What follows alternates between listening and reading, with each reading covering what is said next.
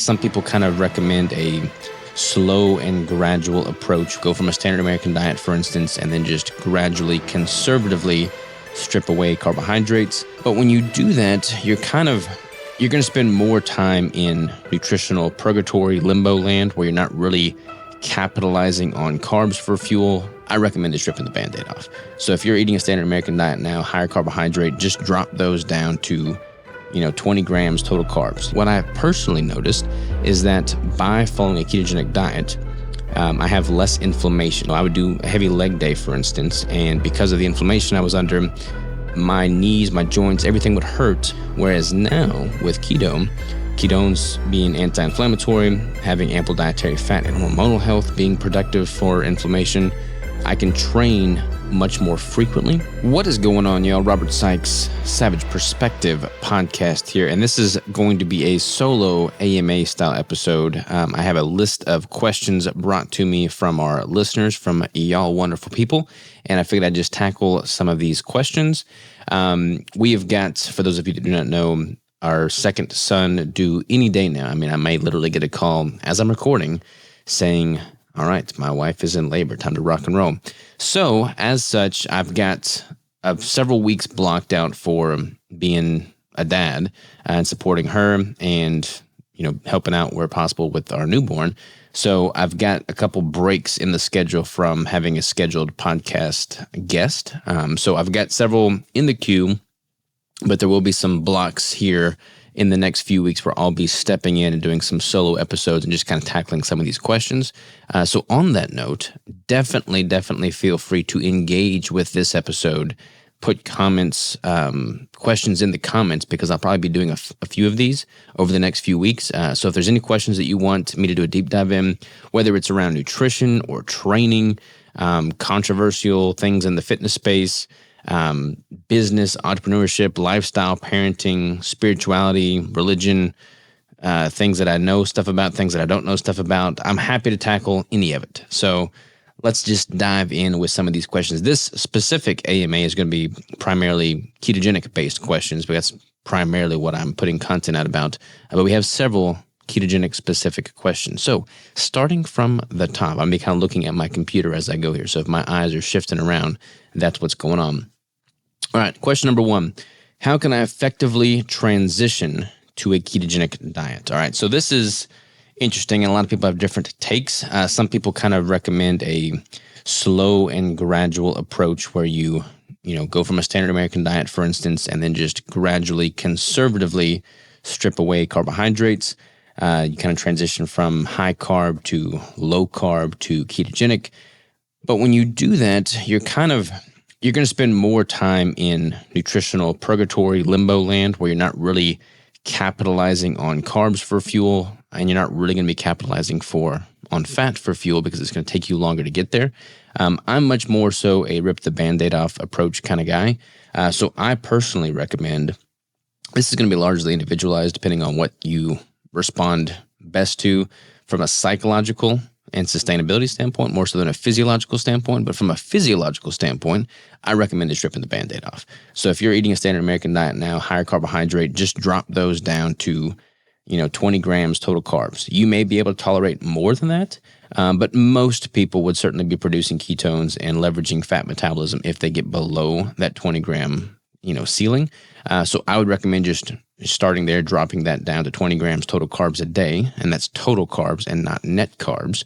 And I would be very diligent in tracking that and knowing where your carbs are coming from, because they can certainly add up, especially if you're not familiar with eating foods that are ketogenic. I mean, you might eat, a thing of cream cheese, for instance, and assume there's no carbs in there, whereas in fact there are some carbs in there. So be mindful of those trace carbs, but I recommend just dropping that down to a 20 gram ceiling, and then making the diet primarily consist of high fat in the beginning and moderate protein until you're able to get deeply fat adapted. And then you can start titrating your protein consumption up until you find your own unique protein threshold.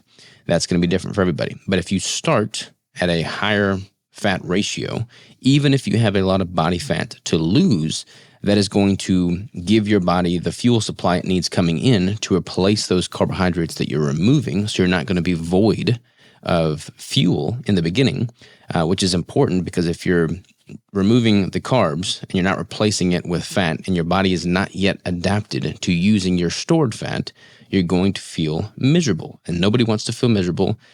Being miserable is not sustainable. So I would recommend having that higher fat ratio in the beginning. And don't even try and cut calories in the beginning. It may happen by default, especially as your hunger signaling cues kind of get acclimated to that shift in macronutrient distribution. But start without trying to limit your calories. Just simply eat high fat, moderate protein, very minimal carbohydrate in the beginning to get deeply fat adapted. And then you can start playing around with increasing protein, cutting calories, things like that. So that would be my, high level initial start to a ketogenic diet for someone that's not yet fat adapted. Next question. What are the best workouts for building muscle on keto? So a lot of people think or assume that there is a inherent difference between how you should train if you're fueling with carbohydrates versus fat. And I've never really understood that. Yes, there's an argument to be made for some exercises being more glycolytically demanding, but really and truly, I train the same whether I'm eating carbs or eating fat. And once your body becomes acclimated to using fat as the primary fuel substrate, then your muscle glycogen is able to be replenished and preserved just fine. You can do high intensity interval training. You can do those highly glycolytical movements and exercises without risk of bonking. I do sprint work. I do pretty exhaustive training. I lift heavy, I lift hard, and I don't really see a decline in my training performance with keto. Now, you will likely see a dip initially as your body switches that fuel platform over, but I wouldn't necessarily recommend shifting your training at all. Some people try and do, lower weights, lower intensity, more reps. I do not recommend that. The best thing you can do to keep your muscle preserved is to keep it in demand. So the best way to keep that muscle in demand is to continue using it at the same intensity level you were previously. So I would recommend trying to keep those lifts pretty much the exact same as what you were doing with carbohydrate-based fuel, and then your body will acclimate to that new fuel substrate, and you'll be able to get right back up to where you were hitting those PRs again. So do not feel like you need to change your training style when you change your fuel substrate. Next question. How do I track my macros accurately? So this could be very involved. You want to track macros using an app of some sort. I personally use Chronometer. I have used one called My Macros Plus for years. I've since switched to Chronometer because it has a much more involved micronutrient display and just data in that regard. They all do about the same thing. MyFitnessPal is probably the most popular. There's a jillion different apps out there. They're all, again, doing about the same thing. They have a barcode scanning functionality on it. Most of them do.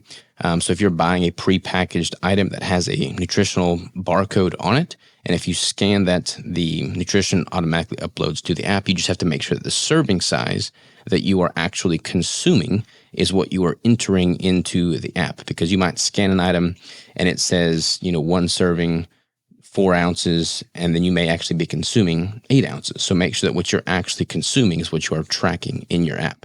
That, along with weighing food out, if you're not eating prepackaged items or raw items that don't contain, that you are weighing out, like for instance, a pound of ground beef is prepackaged, but you may not be consuming the entire pound, and the serving size in that package may only be 4 ounces, of which there's typically 4 servings in a package. So you're going to need to weigh out your food. So use a food scale, weigh that out. I typically recommend weighing out food that's raw and then tracking that as the raw weight, and just make sure you're consuming any of the fat that is cooked out of that food. So if you're cooking, again, ground beef and there's fat drippings in the skillet, try and consume those in some form or fashion. I like to cook my ground beef and then scramble some eggs in with it to soak up that fat so that I'm consuming the macros that I am tracking. So that is the take on how to track macros. All right, next question. What are some easy keto meal prep ideas? All right, so this one's super simple. There's so many freaking keto recipes out there, so many keto cookbooks. None of that existed 10 years ago. None of that existed even less than that. But there's a whole bunch of options now. I've got a few recipes on my website at ketosavage.com. But there are recipes in abundance online on YouTube.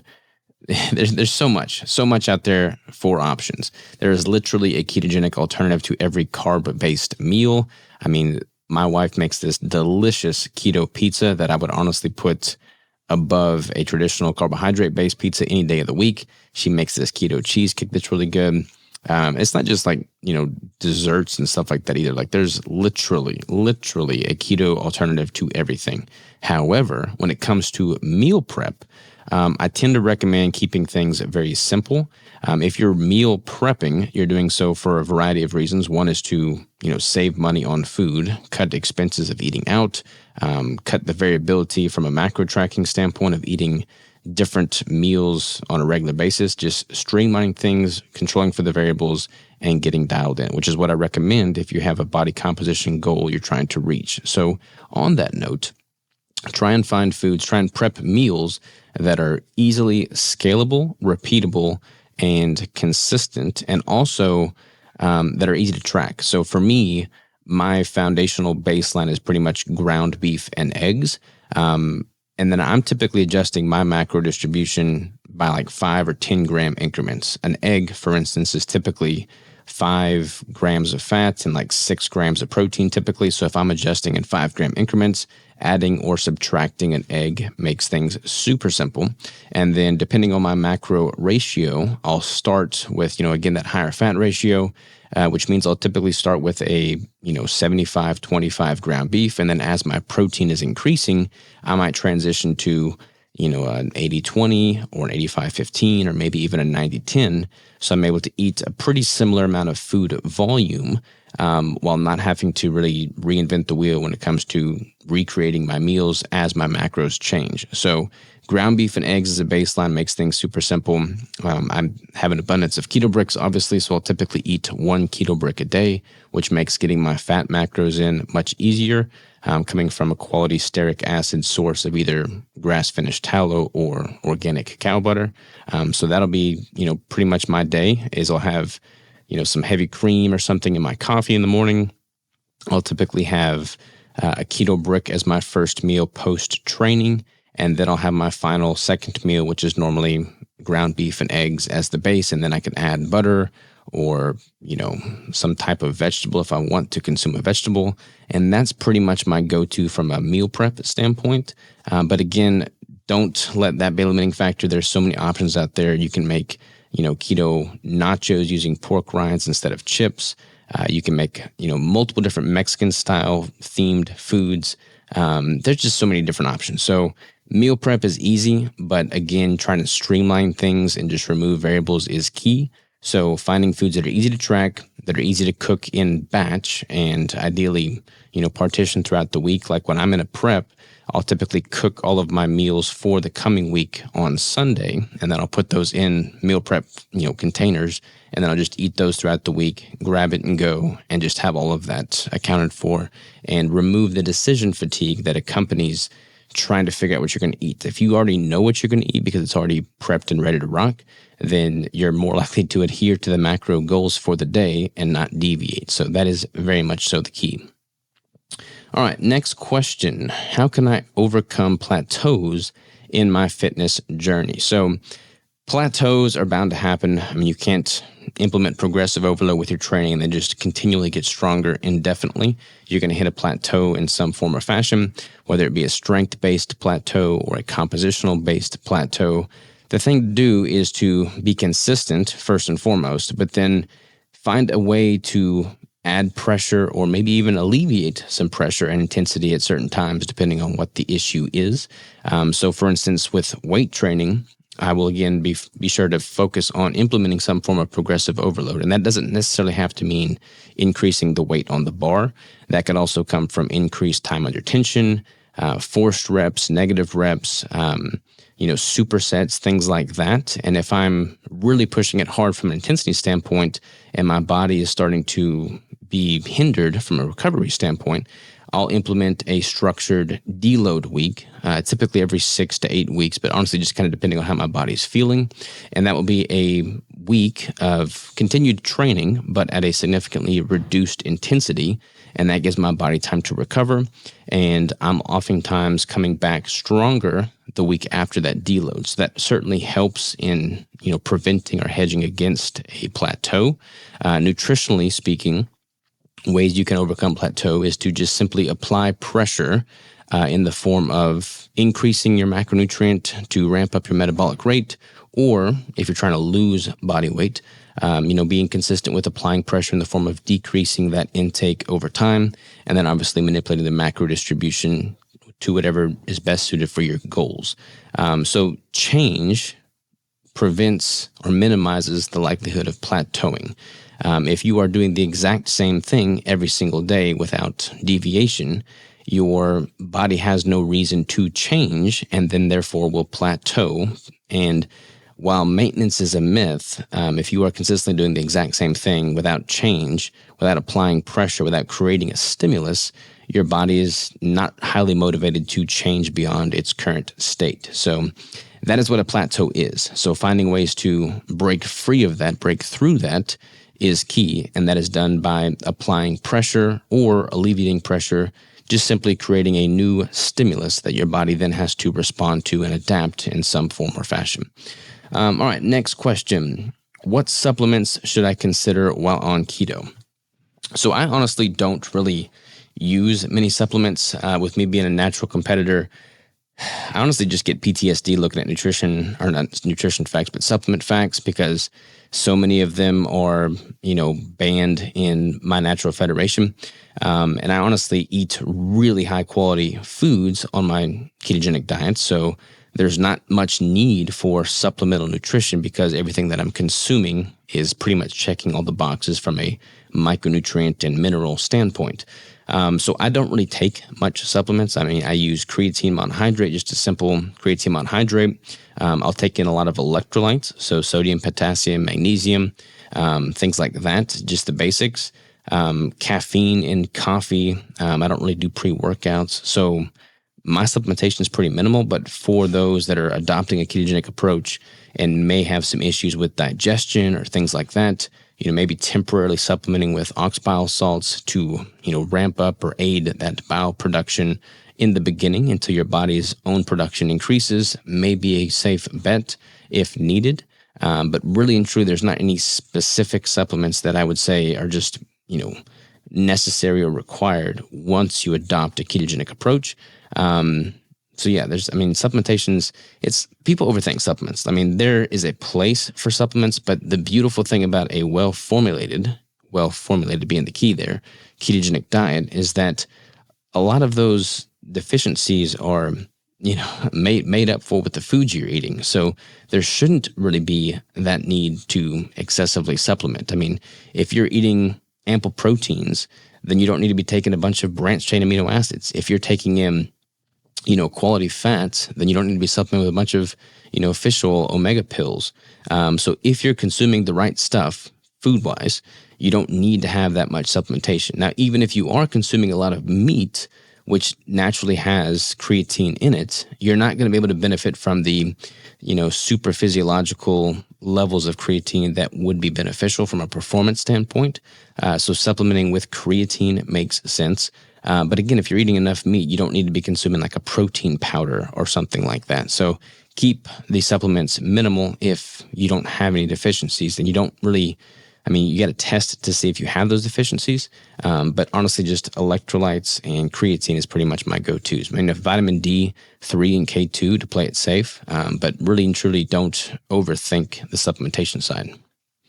Next question we have: how does the ketogenic diet affect athletic performance? So again, this is going to be kind of interesting because a lot of the studies that paint ketogenic dieting into a negative light as it pertains to athletic performance are done in participants that have not really been following the diet for any significant length of time. Most of these studies are like 2 or 4 week studies, taking somebody that's not yet fat adapted, putting them in a ketogenic diet, and then measuring the outcomes, in which case the outcomes oftentimes, worsen compared to the baseline. That's not a fair study, in my opinion. Like, you have to be looking at someone that's actually fat adapted. So you're comparing apples to apples, so to speak. So when you first start the diet, you will likely see a dip in athletic performance. But after enough time, when those metabolic pathways are put in place and are upregulated, your fat metabolism is upregulated, those downsides in performance should go on the wayside. This is true across the board from an endurance standpoint, from a strength output standpoint. What I've personally noticed is that by following a ketogenic diet, I have less inflammation. So I'm able to train the muscle as intensely as I was before, but with increased frequency. Case in point, I used to be, I would do a heavy leg day, for instance, and because of the inflammation I was under, my knees, my joints, everything would hurt where I would not be able to do a heavy leg day for another, week or so. Whereas now with ketones being anti-inflammatory, having ample dietary fat and hormonal health being productive for inflammation, I can train much more frequently, and that increased frequency allows me to have more total volume throughout the week in my training, and I'm able to recover better. So my training performance has only improved upon what it was previously when I was following a carbohydrate-based diet. So once you become deeply fat adapted, you probably will notice something similar: reduced inflammation, a decrease in DOMS, delayed onset muscle soreness, and also when you're weight training, for instance, used to, I would have like this, I hit this lactic acid threshold where I had this burning sensation. That would be the ceiling to what I could lift, because I would have that burning sensation. I just simply would not be able to train through that. Whereas once you become more deeply fat adapted, your body is able to upregulate your MCT transporters, monocarboxylic transporters. Those are upregulated to help shuttle ketone bodies through your body, but they also help clear lactate and pyruvate. So you don't really have that same lactic burn that was oftentimes the case, when you're doing a high rep set of something previously. So I can train through that much more efficiently because I don't really have that anymore. And I'm pretty much just hindered by my strength for the given movement once I hit that muscle failure. So I can train more frequently, I have better recovery, and I don't have issues with soreness like I used to. So in all intents and purposes, my training has only benefited since adopting a ketogenic diet. Now, again, caveat being, you have to give yourself time to actually get adapted and build up those metabolic, systems and processes. That doesn't happen overnight. So give it the time that it's due. Next question. What are the best sources of protein on a keto diet? So best sources of protein are bioavailable sources. So preferentially using, animal-based sources, ideally coming from a ruminant animal. When you look at, so there's a couple different ways we can take this. So when you look at the amino acid spectrum, for instance, a lot of plant-based proteins do not have a complete amino acid profile. Ideally, you want to target protein sources that do. If you are taking in plant proteins, try and pair ones that have complementary amino acid profiles so that you do get the full spectrum of amino acids.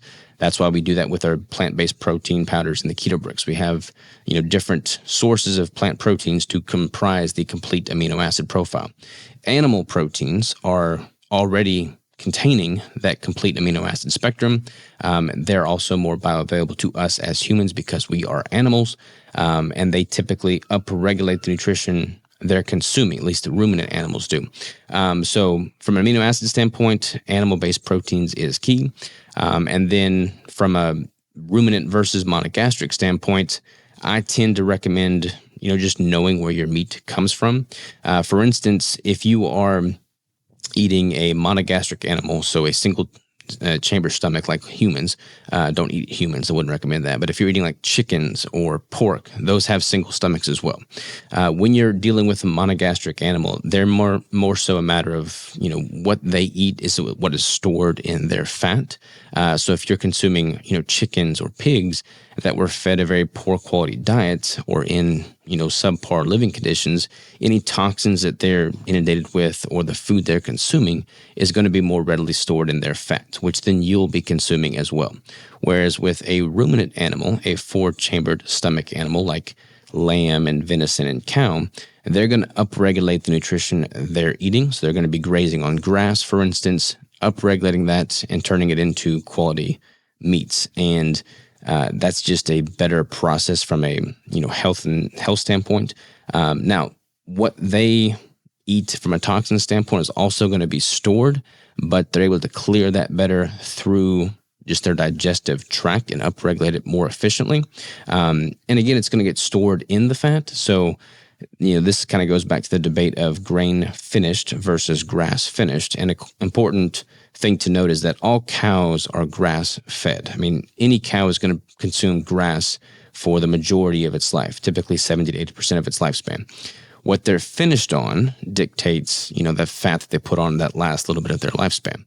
And if you're going through the commodity beef system, they're going to get paid based off of the weight of that cattle. So they're incentivized to get as much weight on that animal as quickly as possible because it costs them money to raise it. So, factory feedlot systems are in place for that very reason. They finish those cows on grain that fattens them up much more quickly in those last, cycle of their life cycle.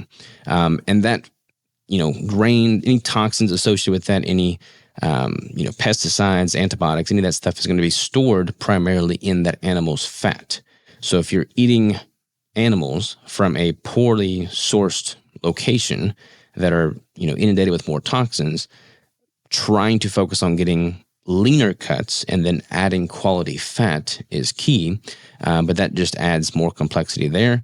So I always try and just know where I'm getting my food from. And if I'm sourcing from, grass-finished places where I know what the quality of that animal feed was consuming, then I can just rest more, surely knowing what the quality of that meat that I'm consuming contains. So, kind of a tangent there, but that would be my thoughts on that. What was the original question anyways?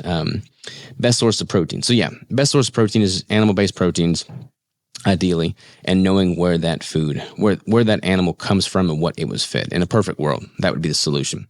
Now, I get it. We don't all know our local farmer. We're not all hunters, so we can't always do that. And I don't want to get kind of in the weeds, like, do the best you can with what you have, basically. But I always try to make an effort to know what that animal's life was like and what it was consuming before I consumed it. All right, next question. How can I stay motivated during my fitness journey? So motivation is interesting. Motivation, it comes and goes. It's cyclical in nature. There's kind of be times where you can get super motivated and then, less than a day later, it's gone. You can watch a really hyped up 3-minute long YouTube video and be on fire for the next 30 minutes, but then how do you feel when you wake up the following morning? So motivation is great. I'm not going to throw rocks at motivation by any means, but discipline and, habitual activities is where the rubber meets the road, so to speak. There's days where I don't feel like waking up and working out. There's days where I don't want to hit my macros. There's days where I just, want to kick my feet up and relax. But I recognize that that's not going to lead to my betterment, long term. The day-to-day actions that we make compounded over our lifetime is going to be what makes or breaks us. So motivation is all fine and dandy, but again, discipline is where it's at. So figuring out what it is that you're trying to accomplish, making sure that you are working towards that in some form or fashion in a sustainable manner every single day is key. I mean, there are days that I have more intense training sessions than the other, but I typically always get to the gym unless it's a scheduled off day or if I'm traveling or something like that. But even when I'm off of my normal routine, I'm still doing things that are not moving me away from the overarching goal. So even if I'm outside of my routine, I'm still trying to move the needle in my favor in some way or another. So whether that means,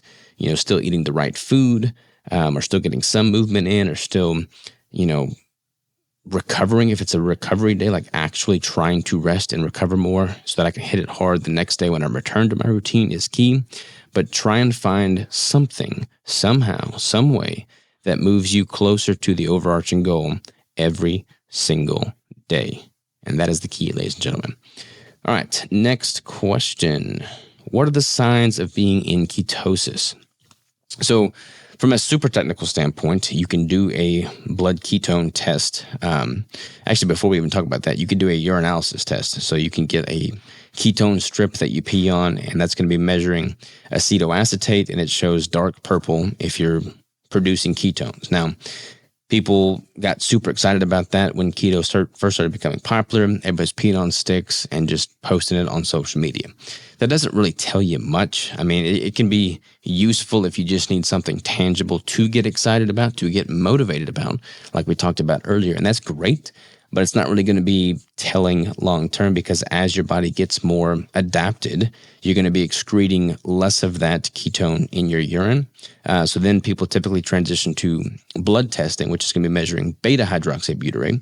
And that is technically in ketosis if you're registering 0.5 millimolar or more, or 0.5 millimolar or more. Now, should you become a slave to testing your blood ketones? Not at all. I typically only test my glucose and ketones when I'm doing a very involved experiment, and I just want to see how certain foods impact things, how I'm correlating how I'm feeling based off what my blood numbers are. But I don't really put a whole lot of stock in that as just a day-to-day, baseline. I'm going off of how I'm feeling, what I'm performing like, if I've got good cognition, good mental clarity and energy throughout the day, if I'm not eating carbohydrates and I'm feeling great and I'm performing great and I've got good mental acuity, then I feel confident that I am fat adapted, running on fat as my primary fuel substrate and in ketosis. So I would let that be the litmus test that you pretty much measure everything against. All right. How do I balance cardio and weight training on keto? So when it comes to cardio, this is not really necessarily specific to keto. This is just in general. I try and take a minimum viable dose to cardio, especially from a compositional standpoint. So changing your composition is going to come primarily from, weight training and nutritional manipulations. Cardio is great, and we all want to have a certain degree of cardiovascular health. You don't want to be winded doing squats, which hinders your strength training performance if you're out of shape cardiovascularly speaking. So I think having a healthy baseline of cardiovascular function is certainly worthwhile. I like to be able to move and perform and go on a hike with my family and have the level of fitness that allows me to do that. But I don't try to become a slave to doing cardio. There's no inherent benefit to just spending hours on the treadmill or hours on the Stairmaster. I take a minimum viable dose approach to that so that I can preserve muscle glycogen all the more, not hinder my recovery any more than necessary, and focus primarily on nutritional manipulations and performance in the weight room. For me as a bodybuilder. Now, if I was a ultra marathon runner, I would have a different answer to that, and I would shift my priority and focus. But most people are probably asking as it pertains to changing body composition. So as it pertains to body composition, the cardio should be the least important lever that you are focusing on. Typically when I'm in a competition prep and I get down crazy freaking lean, even at the very depth of my prep, I'm only doing a few sessions of Stairmaster a week, and it's normally never exceeding 20 minutes per session. So the vast majority of the focus should be on the weight training. Next question. What are some common mistakes to avoid on a ketogenic diet? Common mistakes to avoid. So, I feel like a lot of people get caught up in the tracking component of the blood ketones, kind of like I talked about earlier. So again, you don't have to use that as the standard. You can kind of just use that when you're experimenting with things. I feel like common pitfalls people make is just what is popular right now in social media. So I've been in this space long enough to see in the very beginning, people were super fearful of protein for fear of gluconeogenesis, and they were just advocating very minimal protein if they're trying to optimize for a ketogenic diet. And that obviously wasn't great because we need protein. Now, here lately, it's been, protein's been given this halo, and everybody's super hardcore all about protein to the detriment of ample dietary fat, which is obviously not good either. And then here super lately, in the past month, it's all been about this sugar diet, in which case the mechanism of action is very, very, very low protein. So we're kind of going back to the whole low protein thing. And the mistakes people make is basically what is revealed in the trends and hypes and, dogma and narrative on social media. If everybody's talking about, not eating enough protein, that's what's going to happen. People aren't going to eat enough protein. If everybody's talking about, eating too much protein, then the pendulum's going to swing so far the opposite direction. People are going to consume too much protein relative to ample dietary fat, and their energy is going to suffer. Like, there is a balance to be made here, and oftentimes the gurus on social media are advocating like this hyped thing that's just going to lead to people's detriment, is not really sustainable. So the mistakes people make, the most common mistakes people make, is they let too much noise into their ecosystem. They just listen to all these conflicting sources of information, of which I am a source of information. Like, y'all listening to this podcast, this video right now, and I'm probably saying stuff that is counter to what Thomas DeLauer or Mark Bell or whoever else is putting stuff out there is saying, and people just bounce around from one thing to the next. I'm all about having information, but information overload is costing people action, and they're just bouncing from one thing to the next too frequently without giving their bodies ample time to acclimate to any one manipulation they make. So that is probably the case with any and every diet, but that is certainly a common pitfall for sure. The next question we have is, how can I manage cravings while on keto? So when it comes to cravings, honestly, your palate changes quite a bit once you become fat adapted. So if you're following a standard American diet and you're eating a lot of, highly processed, hyper palatable, sugary foods, you crave a lot more sugary foods. Once you adopt a ketogenic approach and you remove all of that and you're eating more, single ingredient, wholesome, nutrient dense, real foods, your palate changes and you find yourself not really craving the sweet things as much. Like, I definitely prefer, salty and savory over sweet foods now. Whereas, rewind the clock back 11 years ago, I was a candy fiend because that's what I was eating a lot of. So like your palate changes, your cravings change. Now, when it comes to cravings of just food in general, hunger, those are oftentimes a result of, being in a caloric deficit, having a skewed leptin and ghrelin hormonal regulatory system in which those natural innate hunger signaling cues are all jacked up or there because you are in such a deficit. And that can certainly lead to some cravings of just eating more food and just consumption in general. So you have to kind of be strategic with that. Like, when I'm dieting down for a show, my leptin and ghrelin hormones are impacted and my cravings for just food in general intensify. So I've got to take all that into account, depending on where I'm at with my goals, and hedge the bets and incorporate hunger hack foods, and just do things to make it sustainable to get to the desired level of body fat. Now, when it comes to just craving a certain, taste or texture or flavor variety, again, I'll just point to the fact that there are so many alternatives for the ketogenic foods out there. So if you're craving, fried catfish, for instance, which is something I used to love eating, I could have fried catfish now. I would just swap out and fry that catfish in tallow instead, and I would use like a pork panko as a breading instead of, cornmeal or something like that. If I'm craving cheesecake, I would have my wife's keto cheesecake as opposed to a legitimate carbohydrate-based cheesecake. So if there's a specific food you're craving, just find the ketogenic, healthy alternative to that and allow yourself that food. That would be my recommendation there. Next one. What are the benefits of intermittent fasting with keto? So intermittent fasting, time-restricted feeding, that is basically taking a measured approach to how long you're going between meals. So from an insulin standpoint, blood glucose regulation standpoint, it makes sense for us not to be snacking and just constantly grazing throughout the day. It's much better if we eat, have a meal, and then have a period of fasting in between that meal and the next meal. That gives our digestive system time to break down and assimilate that nutrition. It's not constantly taxing our digestive system.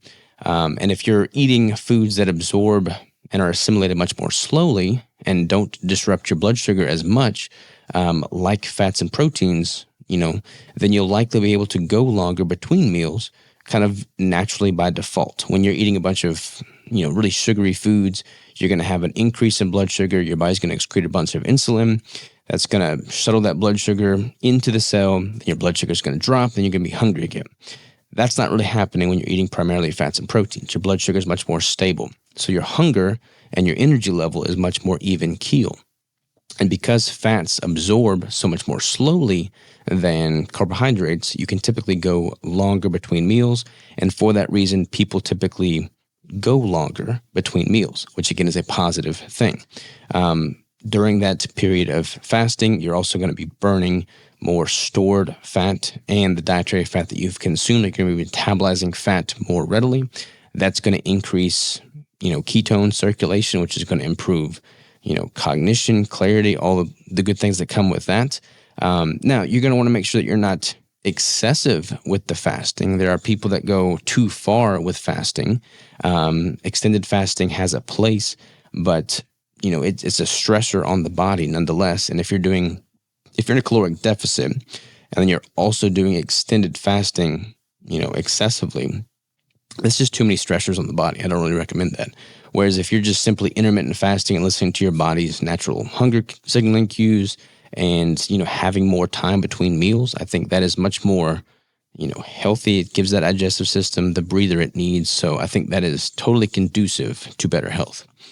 The next question we have here, I lost my list. All right, here we go. How do I incorporate cheat meals into a keto lifestyle? So cheat meals are not really recommended, and here's why. Cheat meals, I mean, what do we need to treat for? What do we need to cheat for? Like, have a goal, work towards that goal, and confidently know that everything you're doing is in line with that goal. All right. So I am the strict keto guy for a reason. I haven't deviated from keto in over a decade because I know that eating a bunch of hyperpalatable processed junk food is not serving me well.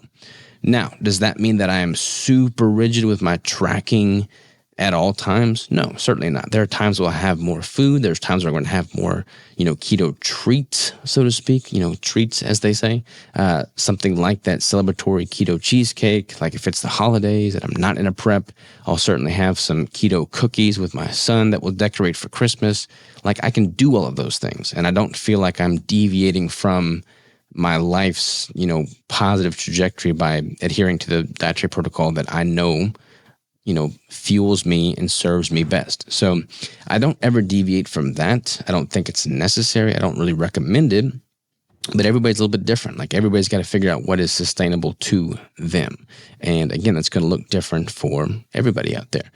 So figure out what that is for you and then double down on it. But again, I've gone over a decade without having a carbohydrate-based meal. So the notion that you have to have, these outside foods to make it sustainable certainly isn't the case for me or many others. But figure out what that looks like for you. Like have a period of strict tracking and strict adherence to reach the goal, and then give yourself time to physically and mentally and emotionally, reset from that before you figure out what the next goal is and double down on it.